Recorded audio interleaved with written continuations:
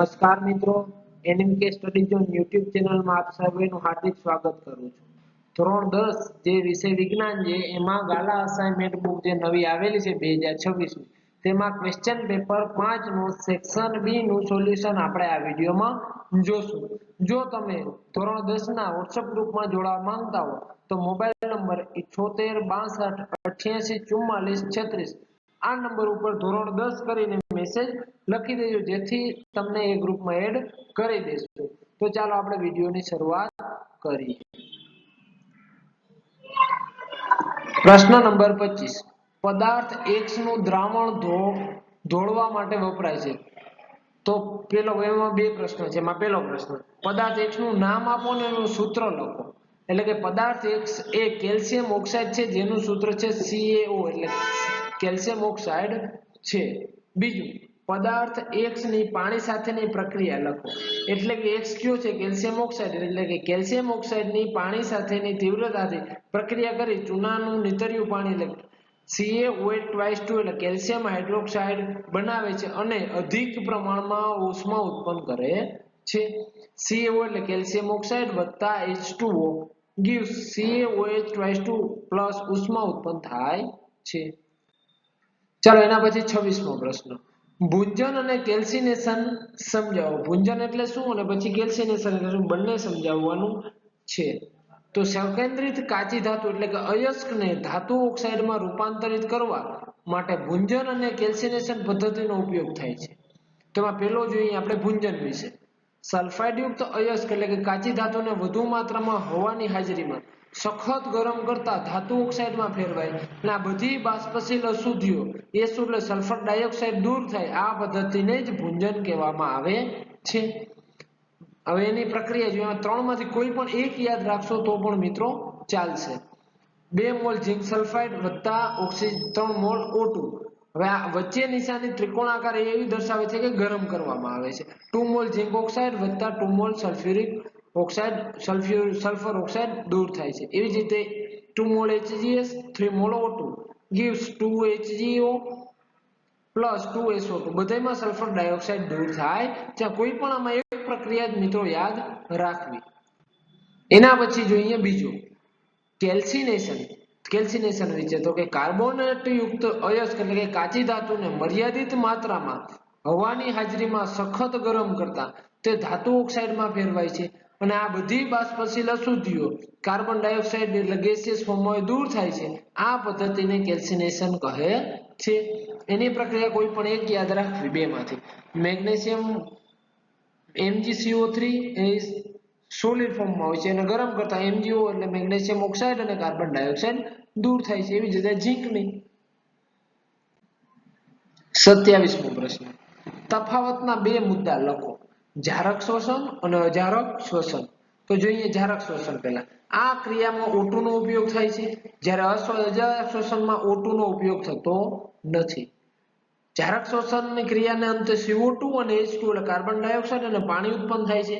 જ્યારે અજારક શોષણની ક્રિયાને અંતે પ્રાણીજન્ય માધ્યમમાં લેક્ટિક એસિડ અને વનસ્પતિજન્ય માધ્યમમાં ઇથેનોલ અને કાર્બન ડાયોક્સાઇડ ઉત્પન્ન થાય છે. જારક શોષણની ક્રિયામાં ગ્લુકોઝના અણુનું સંપૂર્ણ દહન થાય છે તેથી ગ્લુકોઝના એક અણુમાંથી ઘણી વધારે ઉર્જા મુક્ત થાય છે. જ્યારે અજારક શોષણની ક્રિયામાં ગ્લુકોઝના અણુનું અપૂર્ણ એટલે ઓછું દહન થાય છે તેથી ગ્લુકોઝના એક અણુમાંથી ખૂબ જ ઓછી ઉર્જા મુક્ત થાય છે.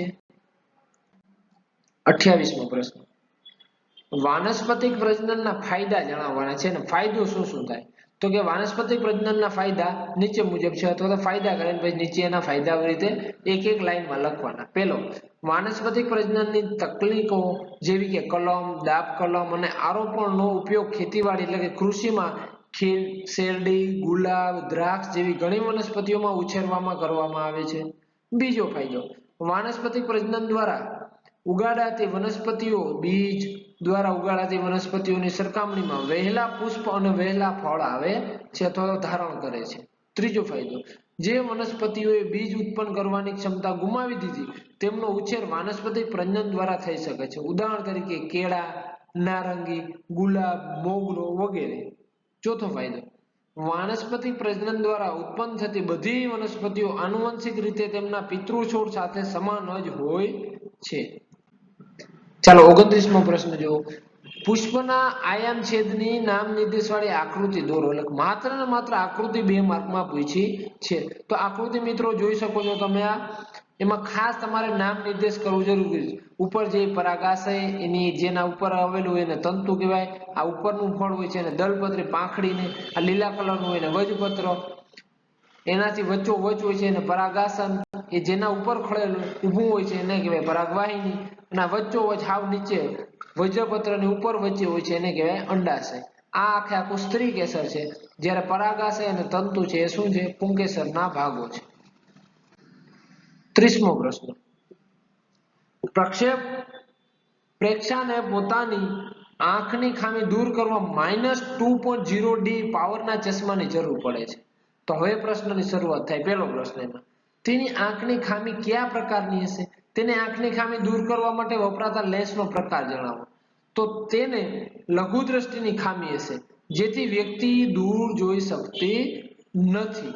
કારણ કે જે -D હોય એટલે લઘુ દ્રષ્ટિ હોય, પ્લસ હોય તો ગુરુ દ્રષ્ટિ હોય। આ ખામી દૂર કરવા તેને અંતર્ગોળ લેન્સ વાપરવો જોઈએ। બીજો પ્રશ્ન, તેની આ ખામી ઉત્પન્ન થવાનું વૈજ્ઞાનિક કારણ જણાવો।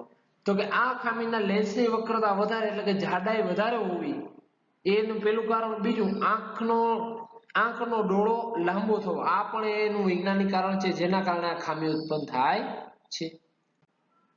31મો પ્રશ્ન, વિદ્યુત પરિપથની રેખાકૃતિ એટલે શું?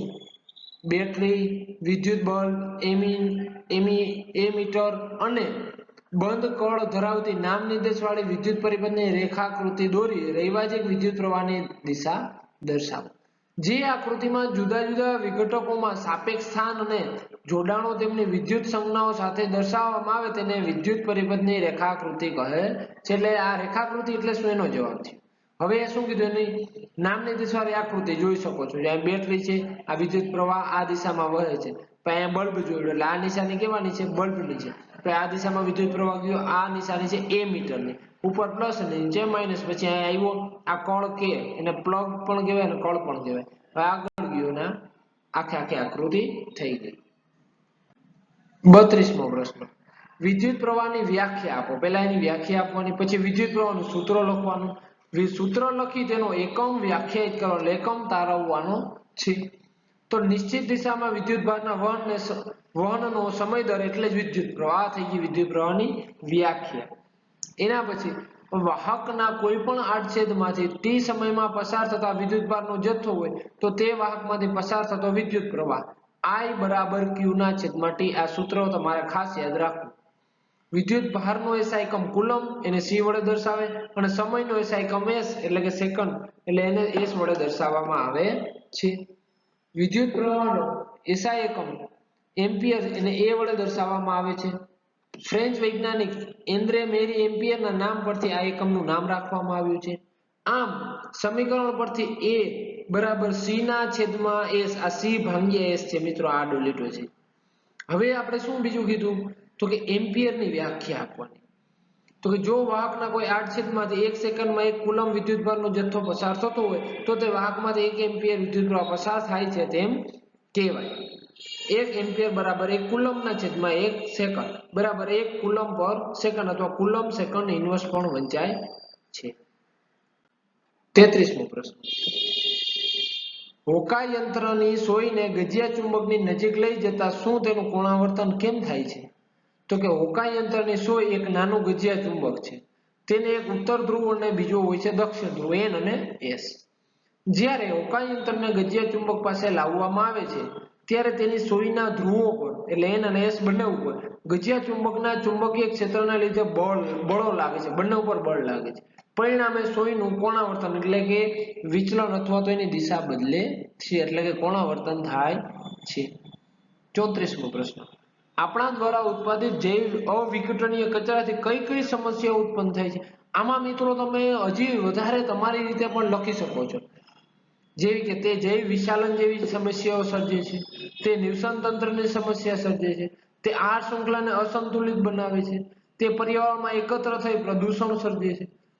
જ્યારે આ કચરો ભૂમિમાં જે એટલે કે અવિઘટનીય કચરો ભૂમિમાં દાબવામાં આવે ત્યારે આ ભૂમિમાં વનસ્પતિની વૃદ્ધિ અટકી જાય છે, વધારે વૃદ્ધિ થઈ શકતી જ નથી. 35મો પ્રશ્ન, ઓઝોન સ્તરના વિઘટનને સીમિત કરવા માટે કયા પગલાં લેવા જોઈએ? એટલે ઓઝોન સ્તરનું જે આ વિઘટન થઈ રહ્યું છે એને ઓછું કરવા માટે અથવા તો જે રીતે થઈ રહ્યું છે એમાં ઘટાડો લાવવા માટે કેવા પગલાં લઈ શકાય અથવા કેવા લેવા જોઈએ? તેના જવાબમાં આ વિઘટનને સીમિત કરવા ક્લોરોફ્લોરોકાર્બન એટલે CFC નો ઉપયોગ ઘટાડવામાં આવે છે. પછી 1987 માં સંયુક્ત રાષ્ટ્ર પર્યાવરણ કાર્યક્રમ એટલે કે UNEP united nation environment programme માં સર્વાનુમતે એટલે બધાના મતે નક્કી કરવામાં આવ્યું કે CFC નું ઉત્પાદન 1986 ના એટલે કે વર્ષ 1986 ના સ્તર પર જ સીમિત રાખવામાં આવે. જ્યારે 1986 માં જેટલું આપણે ઉત્પાદન કરતા એનાથી વધવું જોઈએ નહીં. તેના દ્વારા ઓઝોન સ્તરનું રક્ષણ થશે અને હાનિકારક વિકિરણોની અસર ઘટાડી શકાય છે અથવા તો ઘટાડી શકાશે. 36મો પ્રશ્ન, આપણા શરીરમાં હિમોગ્લોબિનની ઉણપને પરિણામે શું થઈ શકે છે? તો એના જવાબમાં આવશે આપણા શરીરમાં હિમોગ્લોબિનની ઉણપને પરિણામે થતી રોગકારક અવસ્થાને પાંડુરોગ એટલે એનું બીજું નામ છે એનિમિયા કહે છે. તેના પરિણામે એનાથી શું થશે તો કે આપણા શરીરના કોષને કોષીય શ્વસન માટે પૂરતો O2 આવશે, O2 મળતો નથી એટલે ઓક્સિજન મળતો નથી. પરિણામે ઓછી શક્તિ પ્રાપ્ત થાય છે. આ સ્થિતિમાં અશક્તિ, થાક, કંટાળો વગેરે જોવા મળે છે. ચાલો મિત્રો, સેક્શન બી નો છેલ્લો પ્રશ્ન 37મો પ્રશ્ન, ચુંબકીય ક્ષેત્રને લંબ મૂકેલા વિદ્યુત પ્રવાહ આધારિત સુરેખ વાહક દ્વારા અનુભવાતા બળની દિશા નક્કી કરવા માટેના નિયમનું નામ લખો. એટલે કે કયો નિયમ વપરાય એ જોવાનું તથા નિયમની આકૃતિ દોરી જણાવવાનું છે. આકૃતિ દોરીને એના નામ નિર્દેશ કરવાના. તો આપેલી પરિસ્થિતિમાં જે આપણે અહીં પ્રશ્નમાં કીધું છે એ પરિસ્થિતિમાં વાહક પર લાગતા બળની દિશા શોધવા માટે ફ્લેમિંગના ડાબા હાથના નિયમનો ઉપયોગ થાય છે.